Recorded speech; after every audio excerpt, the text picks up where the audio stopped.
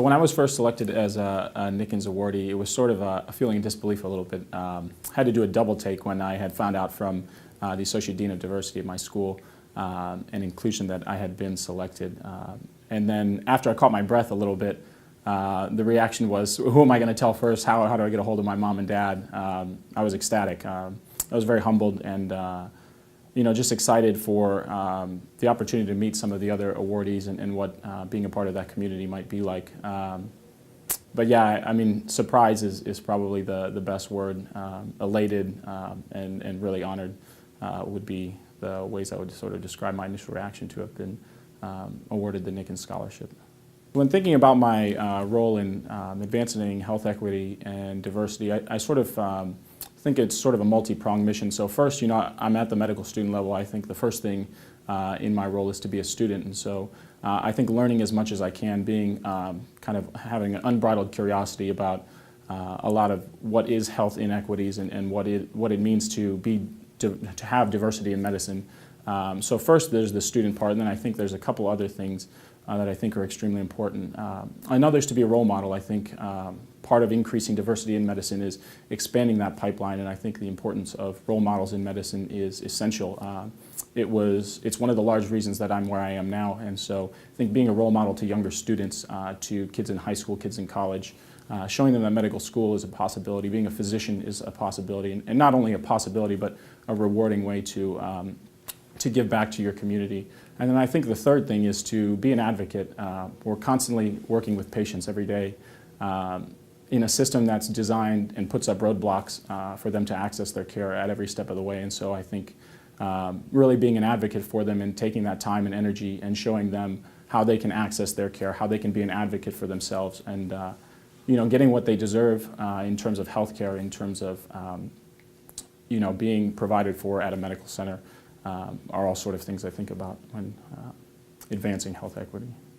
Thinking back on my experiences that have sort of kind of led me to this development, being an emerging leader, I think most importantly probably was an experience I took in between college and medical school. I did a Fulbright fellowship down in Mexico for 9 months down there, studying the link between tuberculosis and tobacco smoking. And I think what that had shown me was that the link between those two conditions was less to do with the individual and more to do with their social circumstances. And it really introduced me and kind of keyed me to the importance of sort of the social determinants of health, as we call them. And so that sort of inspired my interest in those. And then I think more recently, working at a clinic here in South Philadelphia, Puentes de Salud, which is a community health organization that serves predominantly Latin American immigrants in the southern part of the city, has been transformative in terms of my career and where I'd like to go later on. I think the opportunity to interact with those patients, to see the struggles that they deal with in accessing care as both documented or undocumented immigrants, has really transformed the way I think about health problems, health issues, and the overall well-being of the patients that we see in that clinic. Thinking about some of the advice that I would probably offer to someone aspiring to become a medical student, a physician later on, I think first is hard work. You just have to have sort of a tenacious desire to end up in this place. And there's a lot of late night studying, there's a lot of hard work, there's a lot of books you have to read, there's a lot of tests to pass, and they don't stop. So I think never becoming discouraged and continuing to work hard is extremely important. I think another thing is being an advocate for yourself. There's a world of opportunities out there, but they're not all neatly cataloged. And so I think being creative and really seeking out the opportunities that you think might be beneficial to sort of inform where you'd like to go later on, I think is really important.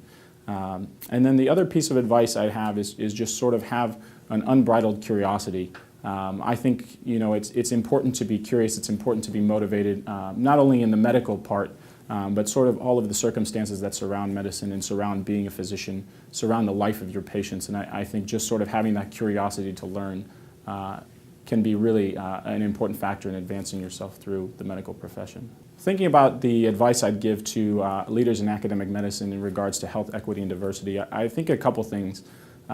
First and most importantly, I think it'd be to remind them or to encourage them to think about health and health care as not the sole domain of health providers.